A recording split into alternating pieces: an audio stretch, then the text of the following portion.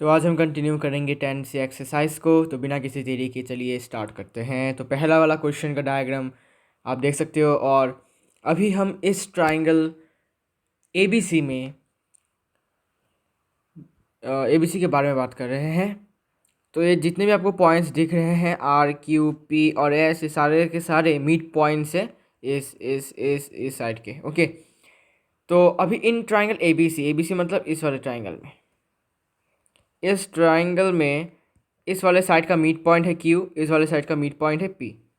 अगर हम इन दोनों मिड पॉइंट्स को ज्वाइन करेंगे तो वो क्या होगा, पैरेलल होगा। किस साइड से, थर्ड वाले साइड से जहाँ पर मिड पॉइंट नहीं है। और साथ ही साथ ये इक्वल होगा half of this side, half of AC। ठीक है, तो therefore PQ is equal to PQ parallel to AC होगा फर्स्ट, और दूसरा ये होगा कि PQ is equal to half of AC। कैसे, by using mid point theorem. Okay, तो मिड पॉइंट थ्योरम से पहला वाले क्वेश्चन का रोमन 1 सॉल्व हो चुका है। Now PQ parallel to SR, ये कैसे करोगे? इसको करने के लिए अभी हमें और एक ट्राइंगल का हेल्प लेना पड़ेगा, जो कि है ट्राइंगल ADC। उसमें हम क्या करेंगे, उसमें भी हम सेम AC का एक रिलेशन निकालेंगे, पैरेलल लाइन वाला रिलेशन। ठीक है, कैसे देखो, इन ट्राइंगल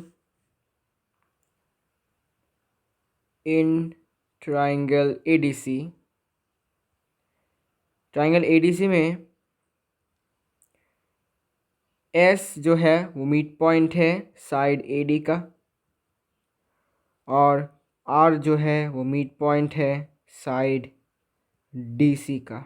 ओके, तो इस ट्राइंगल में अगर आप देख सकते हो, इस ट्राइंगल में इस वाली साइड का मिड पॉइंट है ये, इस वाली साइड का मिड पॉइंट है ये, इनको ज्वाइन करेंगे तो जो लाइन सेगमेंट हमें मिला वो पैरेलल होगा थर्ड साइड से। तो therefore SR will be parallel to the third side AC, and also SR will be equal to half of AC. Okay, how? By using midpoint theorem. By using midpoint theorem हो गया। फिर अभी क्या करेंगे, देखो यहाँ पर देखो PQ के साथ AC पैरेलल है। ओके, फिर यहाँ पर SR के साथ AC पैरेलल है। तो it what does it mean कि PQ के साथ भी SR पैरेलल है। तो इसको मान लेते हैं इक्वेशन 1, इसको मान लेते हैं equation 2। So from 1 and 2, equation 1 and 2 से हमें क्या मिला, देखने को मिला कि AC यहाँ पर SR के साथ पैरेलल है, और यहाँ पर AC PQ के साथ पैरेलल है। इसका मतलब क्या है कि PQ के साथ SR पैरेलल है। एंड यहाँ पर देखो PQ का वैल्यू है हाफ ऑफ AC, यहाँ पर SR का वैल्यू है half of AC। It means what, PQ is equal to SR। So PQ is equal to SR। Okay, और किसी भी क्वाड्रिलेटरल में अगर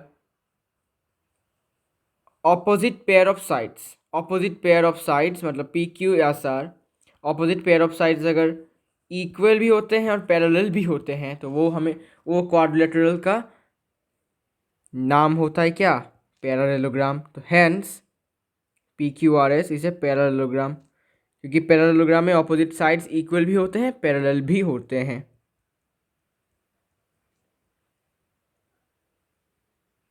okay, so hence PQRS is a parallelogram, हो गया प्रूफ।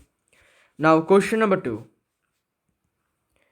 क्वेश्चन नंबर 2 देखते हैं क्या बोला गया है। क्वेश्चन नंबर 2 में बोला गया है square is inscribed in an isosceles triangle, right triangle, so that the square and the triangle have one angle common. Okay, show that the vertex of the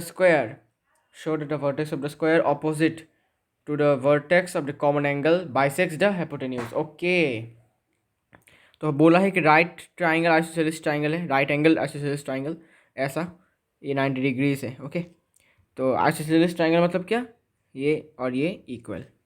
okay, फिर अभी बोला है इसके अंदर एक स्क्वायर है।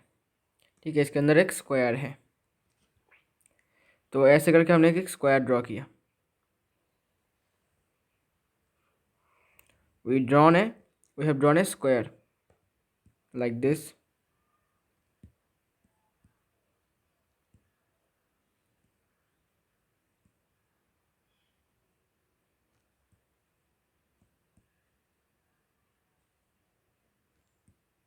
तो यहाँ पर हमने एक छोटा सा स्क्वायर ड्रॉ किया है, ठीक है। अभी ड्रॉ करने के बाद ये होगा कुछ इस प्रकार का, फिर ये होगा थोड़ा सा इतना, तो इसको और छोटा करूँगा बस।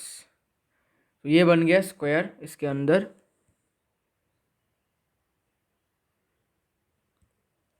हो गया। फिर अभी बोला है कि ये जो स्क्वायर है और ये जो आइसोसेलेस ट्राइंगल है, इन दोनों का एक एंगल कॉमन रहेगा।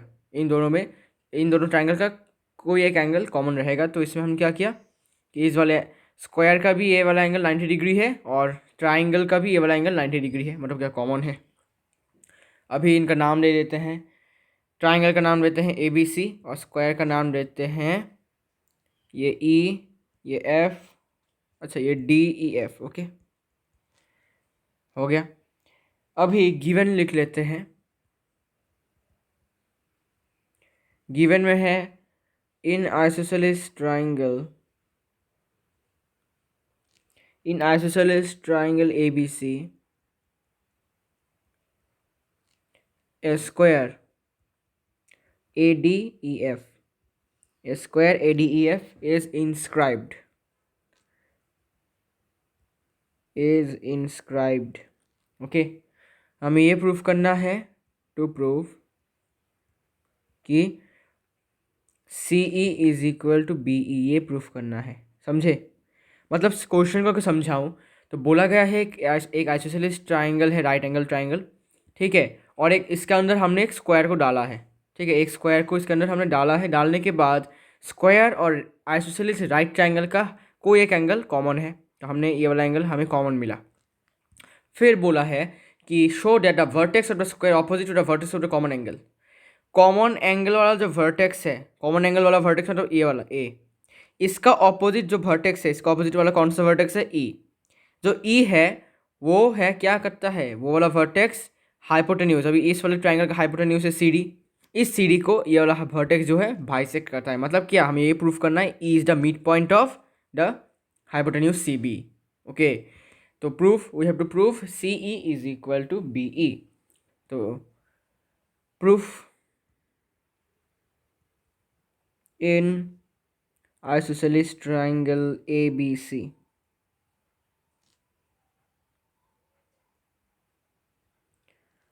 एंगल A क्या है, 90 डिग्री। ओके, एंड AB के साथ AC इक्वल है। आइसोसेलेस साइड्स ऑफ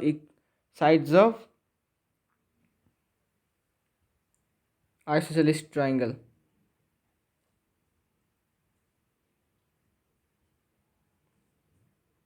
ठीक है।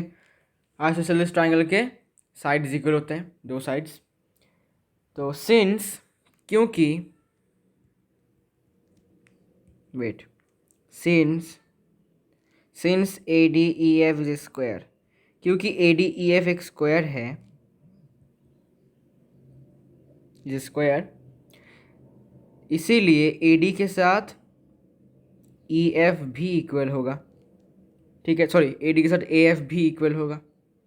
ओके, AD के साथ AF इक्वल कैसे, sides of square are equal, all sides of square are equal, ठीक है ना।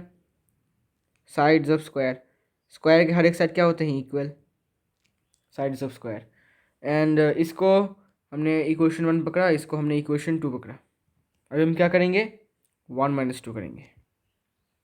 करने के बाद AB minus AD is equal to AF minus AC,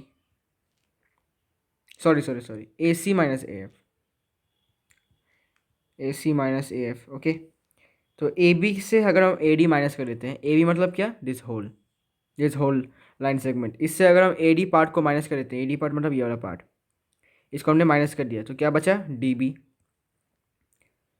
ये होगा DB is equal to AC means this. AC से अगर AF को माइनस कर दे, AF मतलब कौन सा वाला पार्ट, ये वाला पार्ट, माइनस कर देते हैं, तो कौन सा वाला बच जाता है, CF। तो DB is equal to CF। Okay, let this be equation 3। Okay, इसके बाद इन ट्राइंगल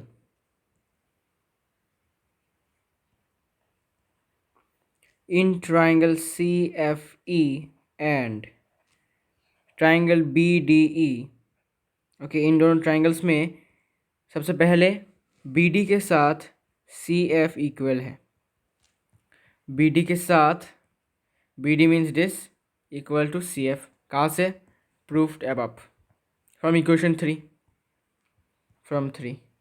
ठीक है, प्रूफ करके रखा है फ्रॉम 3।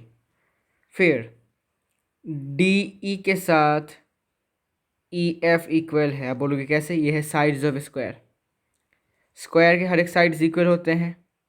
ठीक है, सो डी ई के साथ ई एफ क्या होगा? इक्वल। ओके, फिर angle C F E, angle C F E equal to angle E D B is equal to 90 degrees. C F E मतलब ये वाला एंगल, और ई डी बी मतलब ये वाला एंगल 90 डिग्री। अब बोलोगे कैसे? बिकॉज हमें पता है कि स्क्वायर का हर एक साइड क्या होता है, हर एक एंगल कितने होते हैं? 90। तो ये वाला 90। ठीक है, अभी ये एक स्ट्रेट लाइन है, तो पूरा एंगल का सम कितना होगा? 180। इसमें से अगर ये वाला 90 है तो दूसरा वाला कितना होगा? आप बोलोगे 180 माइनस 90 मतलब क्या? 90। सिमिलरली इसमें भी क्या है? स्क्वायर का हर एक एंगल 90। तो ये स्ट्रेट लाइन है तो पूरा वाला 180 होगा, तो ये वाला कितना होगा? ये वाला होगा 180 माइनस 90 मतलब 90। ओके, तो therefore by S A S तो नहीं होगा एक्चुअली, ऐसे हाँ S SAS triangle C F E, wait S hypotenuse नहीं है ना? हाँ तब तो ठीक है, अगर हाइपोटेन्यूस होता तो आर एच एस होता। तो C F E is congruent to triangle B D E. Therefore by CPCT, CPCT हम ये लिखेंगे C E is equal to B E. ठीक है, तो प्रूफ हो चुका है, समझे? तो ये हो गया हमारा प्रूफ। तो क्वेश्चन नंबर 3 करते हैं अभी। Now question number 3, let's see what is written, what is given in the question and what is asked. Now question number 3, in the adjoining figure ABCD is a parallelogram and in which E and F are the midpoints of AB. Okay, एक parallelogram draw कर लेते हैं सबसे पहले। हो गया, फिर ये वाला एक ऐसा लाइन ज्वाइन करना पड़ेगा, ये भी हो गया। वेट, फिर यहाँ से ये ऐसे ना, लाइक दिस। ओके, हो गया। और क्या करना है अभी? Labelling A B C D, ये ई, ये एफ, ये जी एच। ओके, और ये पी। तो गिवन में लिखा है, गिवन में ये लिखा है कि ए बी सी डी एक पैरेललोग्राम है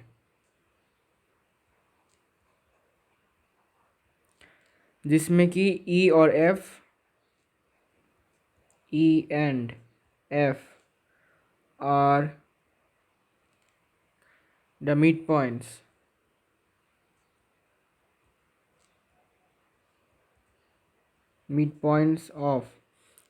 of A B and C D. A B और सी डी का मिड पॉइंट है, ए बी सी डी का मिड पॉइंट माने ए बी सी डी में ए बी और सी डी साइड का जो मिड पॉइंट्स है वो है ई एन एफ। ओके, इसके बाद हमें पता है कि पैरेललोग्राम में ऑपोजिट साइड्स क्या होते हैं? पैरेलल। तो इसका मतलब ए डी के साथ, देयरफॉर ए डी के साथ बी सी पैरेलल और ए बी के साथ डी सी पैरेलल। ओके, और ऑपोजिट साइड्स भी इक्वल होते हैं, तो A D equal to B C and A B equal to D C. Okay, अभी देखो ए बी जो है, ए बी मतलब कौन सा वाला? ये वाला होल। इस ए बी को हम क्या लिख सकते हैं? आप बोलोगे ए ई प्लस ई बी। तो नाउ ए बी को हम लिख सकते हैं ए ई प्लस ई बी। ठीक है ना? लेकिन ए ई और ई बी क्या है इक्वल। आप बोलोगे क्यों, क्योंकि ई जो है मिड पॉइंट है और मिड पॉइंट क्या करता है, किसी भी साइड लाइन सेगमेंट को टू इक्वल पार्ट्स में डिवाइड करता है। सिमिलरली एफ बी क्या है मिड पॉइंट, मतलब क्या D F is equal to F C, two equal parts में डिवाइड करेगा, ठीक है ना। तो A B is equal to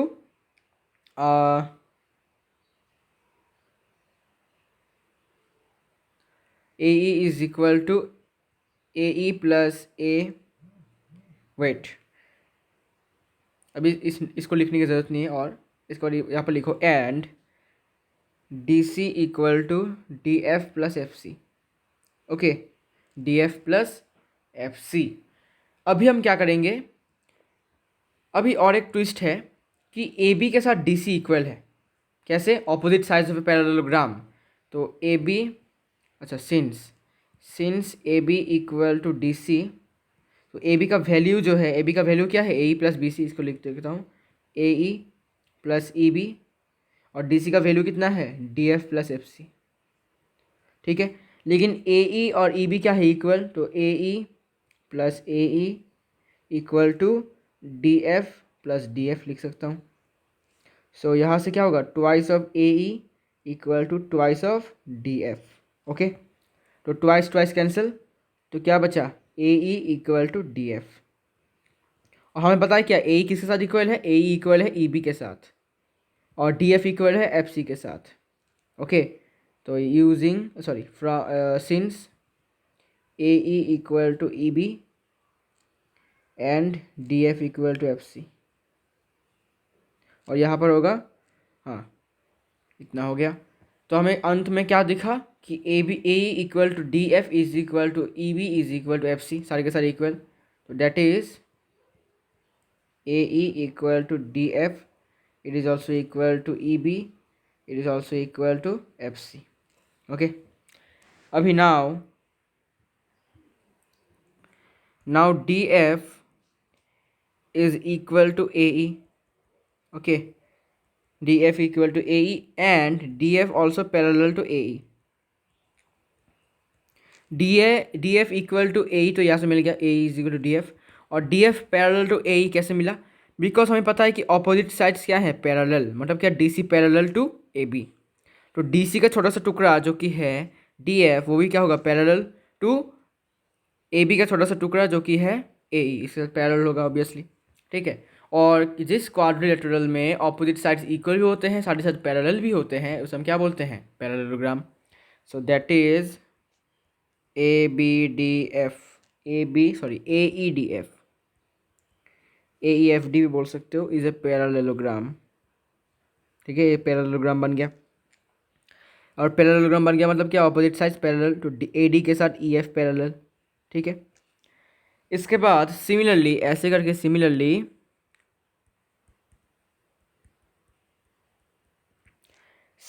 B E F C भी क्या है एक पैरेललोग्राम, ठीक है। सिमिलरली करके हमने लिखा इसको, तो therefore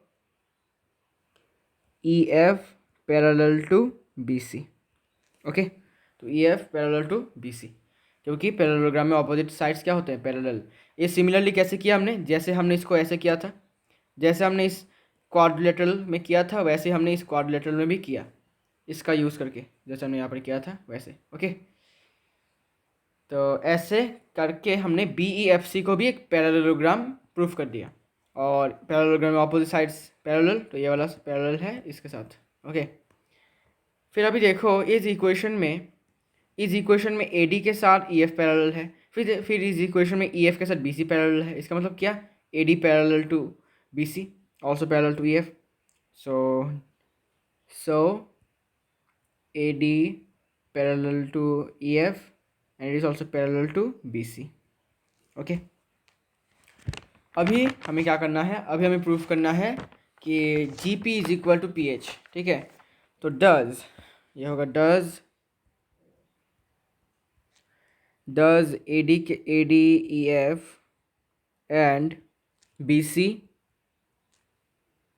are three parallel lines, ठीक है, पैरेलल लाइन। अभी ए डी ई एफ और बी सी क्या है, तीन पैरेलल लाइन्स है, cut by the transversal line, cut by the DC transversal. अभी मान लेते हैं DC जो है वो ट्रांसवर्सल है, क्योंकि तीनों लाइन को उन्होंने इसने कट किया है, ठीक है। एट कहाँ कहाँ कट किया है? D, F और C में रेस्पेक्टिवली, ओके। इन पॉइंट्स में DC ट्रांसवर्सल ने इसको कट किया है, तीन पैरेलल लाइंस को, such that DF is equal to FC, ठीक है। अभी DF is equal to FC कैसे हुआ? DF जो है वो इज इक्वल टू FC कैसे हुआ? अभी देखो, DF is equal to FC दो तरीके से हुआ। कैसे? पहला, ये मिड पॉइंट है, F मिड पॉइंट है, ओके। दूसरा ये है इंटरसेप्ट थ्योरम, सॉरी इंटरसेप्ट, हाँ इंटरसेप्ट थ्योरम। इंटरसेप्ट थ्योरम क्या कहता है कि अगर तीन पैरेलल लाइंस को, ठीक है, कोई भी एक से ज़्यादा, मतलब कोई भी ट्रांसवर्सल कट करता है तो उनके बीच में जो इंटरसेप्ट, मतलब जो गैप है वो भी इक्वल होते हैं, ठीक है। अभी ट्रांसवर्सल क्या है? ट्रांसवर्सल तीन ट्रांसवर्सल है, यहाँ पर देख सकते हो। अब बोलोगे क्या क्या ट्रांसवर्सल है? पहला DC ट्रांसवर्सल है, GH है, EAB है, लेकिन हमें चाहिए कौन सा वाला? DC भी ट्रांसवर्सल है, क्योंकि इसने भी कट किया है। कहाँ कहाँ कट किया है? D पॉइंट, F पॉइंट और C पॉइंट पे। इसका मतलब क्या होगा कि दोनों के बीच में जो गैप होगा, इंटरसेप्ट होगा, वो क्या होगा? Equal, according to intercept theorem. So DF is equal to FC। इसके बाद this lines,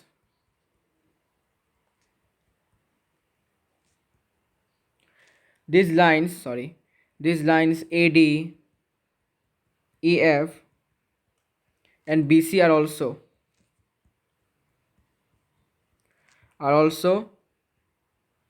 parallel lines, are also three parallel lines cut by the transversal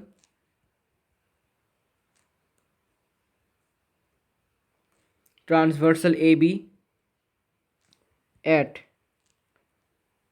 A, E and B।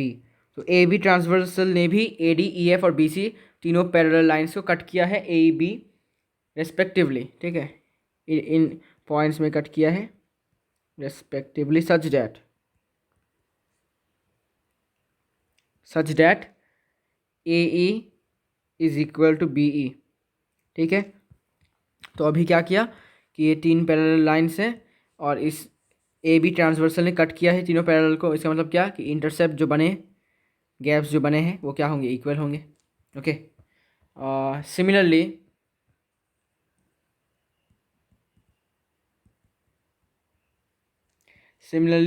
they are also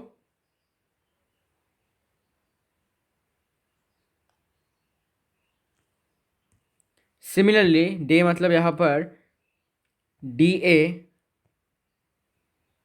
EF, रुको, DA, हाँ ठीक है। Similarly day मतलब AD, EF और BC के बारे में बताया गया। They are also cut by, अभी ट्रांसवर्सल चेंज हो जाएगा, अभी बाय ट्रांसवर्सल GH ट्रांसवर्सल, क्योंकि GH ट्रांसवर्सल ने भी उनको कट किया है, ठीक है। तो उनके बीच में जो इंटरसेप्ट मतलब गैप है वो भी क्या होगा? इक्वल। देयरफॉर GP के साथ PH इक्वल। और ये कैसे हुआ? By intercept theorem. ये जितने भी अभी हमने स्टेटमेंट लिखा वो सारे के सारे इंटरसेप्ट थ्योरम थे, ओके।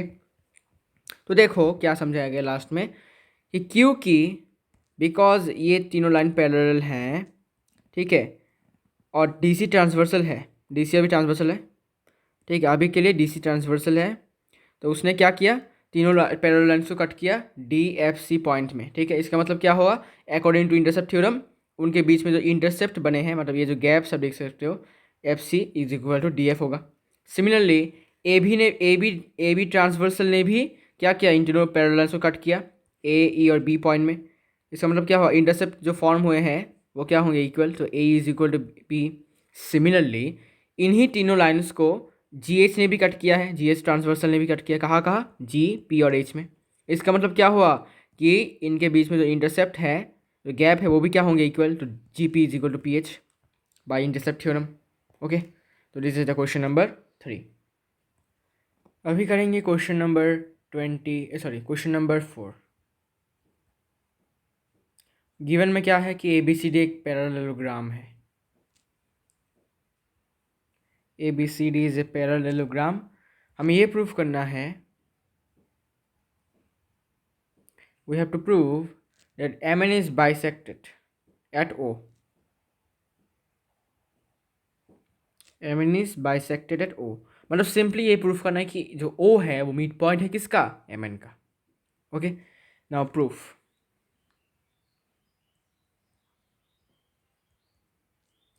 इसके लिए क्या करना पड़ेगा कि इन ट्राइंगल O A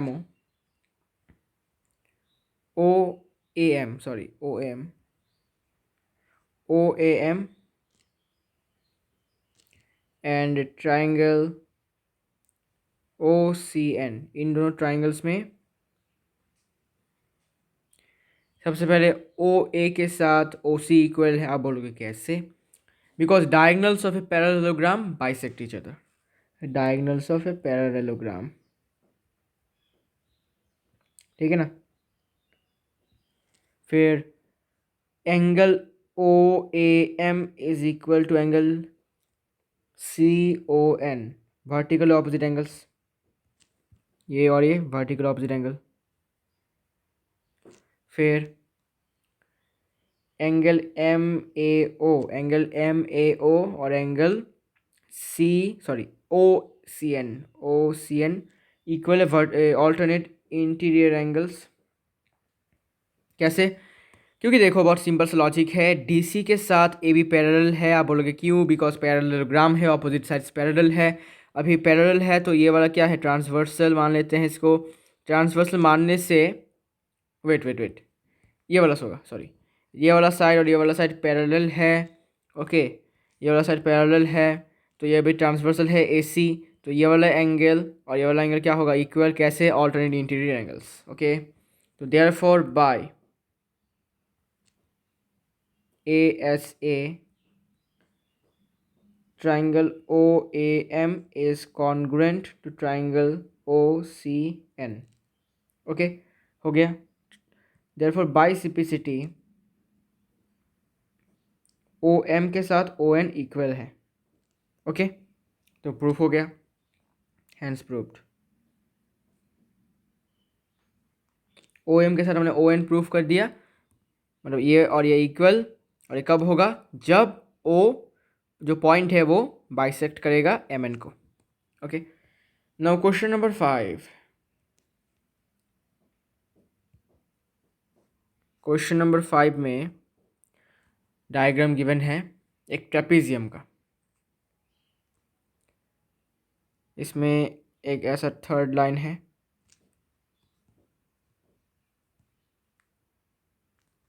इसके बाद ये तीनों की तीनों लाइन पैरेलल है, ये गिवन है। फिर ये और ये इक्वल, ये है P, ये है M, ये है S और ये है RNQ। अभी क्या प्रूफ करना है कि N is the mid point of QR। बहुत सिंपल है, हम यूज़ कर सकते हैं इंटरसेप्ट थ्योरम। तो देखो, it is given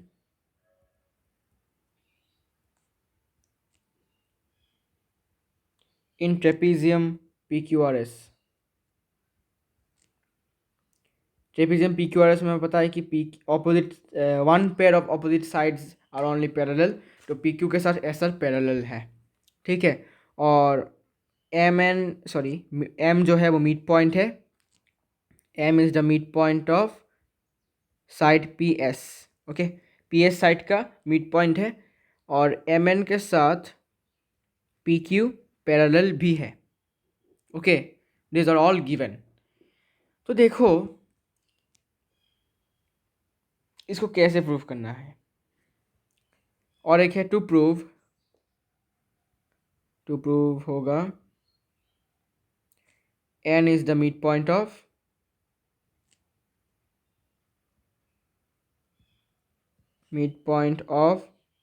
RQ। Okay, अब हम क्या करेंगे, जॉइंट QS को ज्वाइन करेंगे। इसको हमने ज्वाइन कर लिया डॉटेड लाइंस पे। Now we have joined QS. Okay, now proof.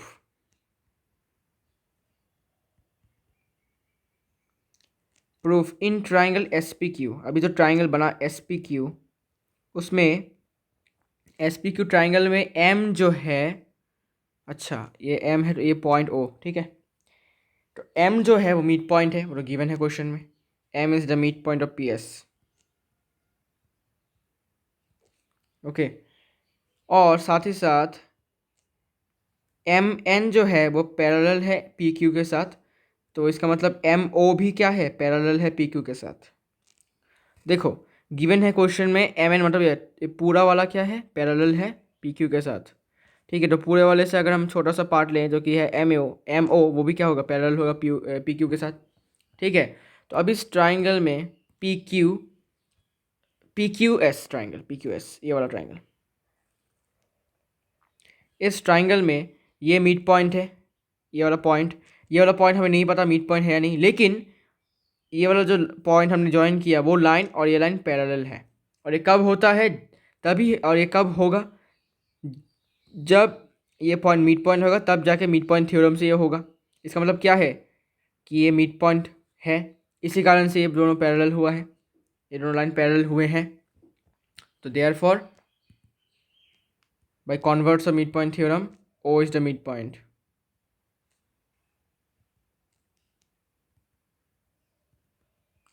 O is the midpoint of SQ by converse of midpoint theorem.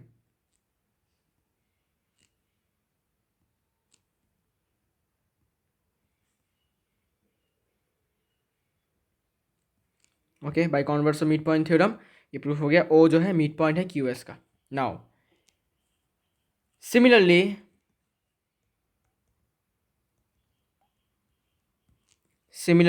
In triangle SQR triangle में O जो है वो मिड पॉइंट है, प्रूव्ड हो चुका है। Mid point of O is the mid point of SQ, और SQ sorry ON, okay wait, MN जो है वो पैरेलल है किसके साथ, MN parallel to SR। Okay, MN is parallel to SR। How, कैसे, बिकॉज यहाँ पर देखो PQ के साथ SR पैरेलल था, फिर PQ के साथ MN पैरेलल है, इसका मतलब क्या है, SR पैरेलल टू MN, समझे। तो MN parallel to SR, MN से अगर हम छोटा सा टुकड़ा ले जो कि है ON, जो हमारी ज़रूरत है वो हम लेंगे, वो भी पैरेलल होगा SR के साथ, ठीक है। तो हमने पूरा लाइन नहीं लिया, लाइन सेगमेंट नहीं लिया, बस थोड़ा सा टुकड़ा लिया जो कि है ON, लेकिन वो भी क्या होगा, पैरेलल होगा SR के साथ। ओके, तो अब देखो इस ट्राइंगल SRQ में ये मिड पॉइंट, सॉरी ये मिड पॉइंट है, ठीक है। और ये हमने एक पॉइंट ज्वाइन किया जो कि है N, उसके साथ हमें नहीं पता कि N मिड पॉइंट है या नहीं, लेकिन हमने जो लाइन सेगमेंट ज्वाइन किया ON वो पैरेलल है SR के साथ, ठीक है। और ये कब पैरेलल होगा, जब N मिड पॉइंट होगा, और यहाँ पर पैरेलल हुआ है मतलब क्या, N मिड पॉइंट है, ठीक है। तो by using converse mid point theorem, therefore N is the mid point of QR or RQ by converse of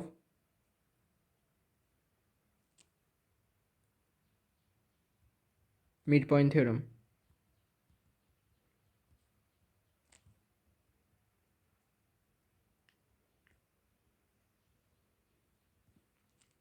Okay,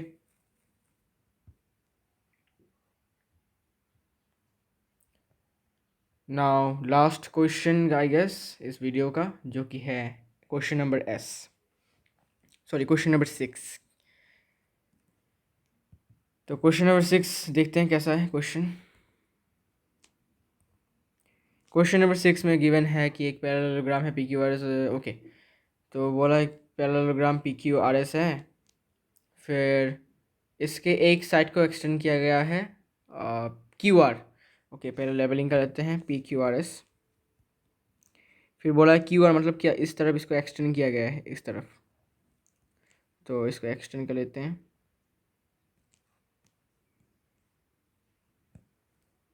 extend करने के बाद इस वाले पी के साथ इसको ज्वाइन किया गया है, like this. Now it is T. Okay, it is T. और ये है एम, और बस इतना ही। तो ये पैरेललोग्राम है given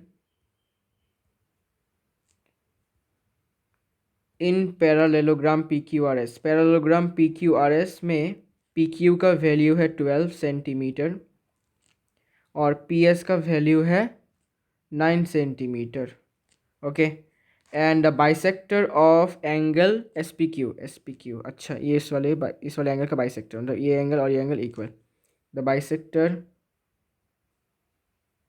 of angle S P Q meets S R at M. S R line से साइड को एम में मीट करता है। तो अभी हमें क्या ढूंढने के लिए बोला गया है? Find the length of R T. R T का लेंथ कितना है वो हमें फाइंड करना है।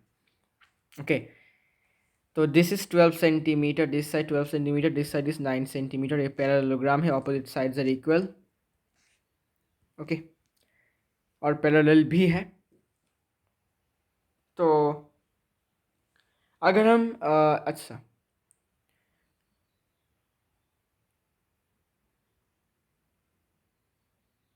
Late angle S P M equal to angle P M Q is equal to X. तो एस पी एम और angle M P Q equal क्यों है? क्योंकि ये एंगल बाइसेक्ट हुआ है। बाइसेक्ट होना मतलब क्या? दो एंगल्स इक्वली डिवाइड हो जाना। तो हमने इस वाले एंगल को एक्स पकड़ा और ये वाला भी एंगल एक्स हो जाएगा, क्योंकि बिकॉज दे आर इक्वल। तो अभी मुझे बताओ कि अगर ये वाला एंगल एक्स है और ये भी एंगल एक्स है, तो टोटल एंगल कितना होगा? तो आप बोलोगे एक्स प्लस एक्स मतलब 2x। So therefore angle S P Q कितना हुआ? 2x, x plus x 2x। Okay, और एंगल एस आर क्यू जो है वो भी क्या होगा? 2x। Therefore angle S R Q will also be 2x। आप बोलोगे क्यों? ये वाला भी होगा 2x। आप बोलोगे क्यों? Because opposite angles of a parallelogram are also equal. Opposite angles, parallelogram के ऑपोजिट एंगल्स भी इक्वल होते हैं। तो अगर ये 2x है, ठीक है, अगर ये 2x है तो इसका ऑपोजिट वाला ये भी एंगल क्या होगा? 2x। ओके, फिर in triangle T M R, in triangle T M R में angle S R Q is an external angle. इस ट्राइंगल का एक्सटर्नल एंगल कौन सा है? Angle S R Q. S R Q, okay. तो S R Q external angle का formula क्या होगा? Angle T M R plus angle M T R. ठीक है, अब देखो एक्सटर्नल, अच्छा, ये वाला जो एक्सटर्नल एंगल मैंने लिखा है एस आर क्यू, इसका वैल्यू कितना है? 2x। तो इसकी जगह पर हमने लिखा 2x is equal to T M R. T M R X होगा। अब बोलोगे मुझे क्यों? T M R X Q होगा। ओके, क्योंकि टी एम आर जो है वो एम पी क्यू के साथ इक्वल है। आप बोलोगे क्यों? देखो, ये वाला जो एंगल है वो भी क्या होगा? एक्स। तो ये वाला एंगल भी कितना होगा? एक्स। Vertical opposite angles. देखो, पैरेललोग्राम मतलब क्या? Opposite sides parallel. तो ये वाला साइड और ये वाला साइड पैरेलल है। और पी एम जो है वो क्या है? ट्रांसवर्सल।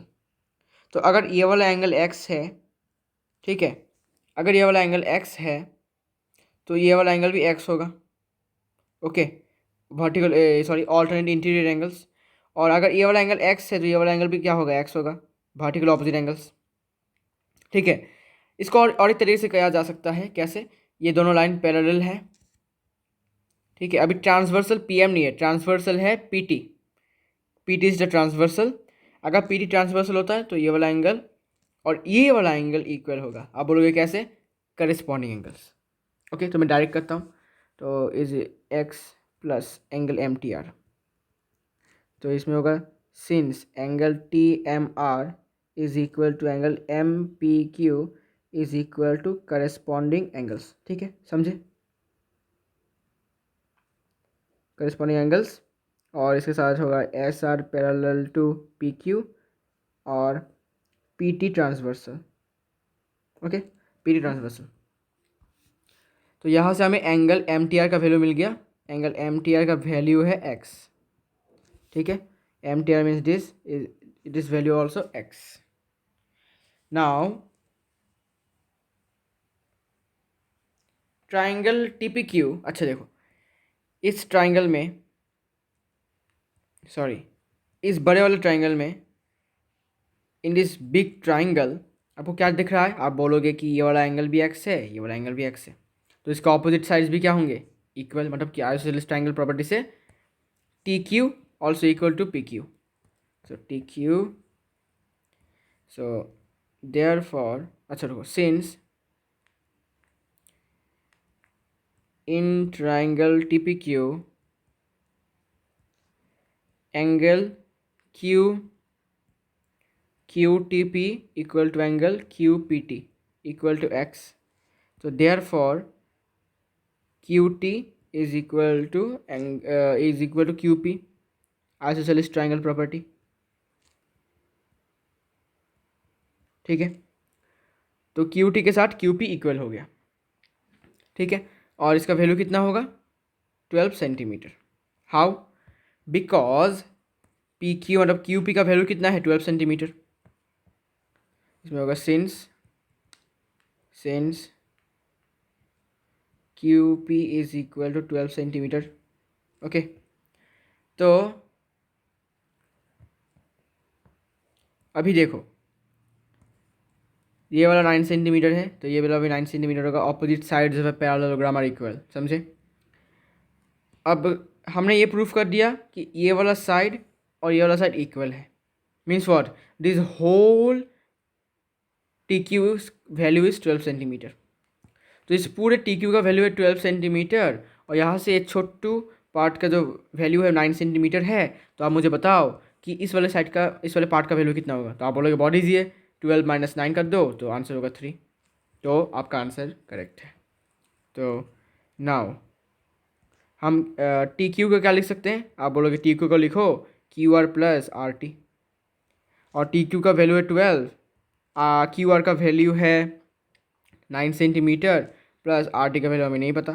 तो यहाँ से आर टी का वैल्यू या फिर टी आर का वैल्यू कितना होता है? 12 minus 9, 3 centimetre.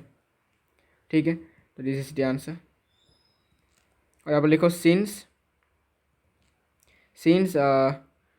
P S equal to Q R opposite sides of a parallelogram.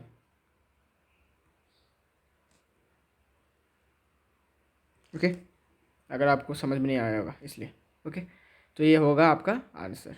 तो आज के लिए इतना ही, मिलते हैं नेक्स्ट वीडियो में।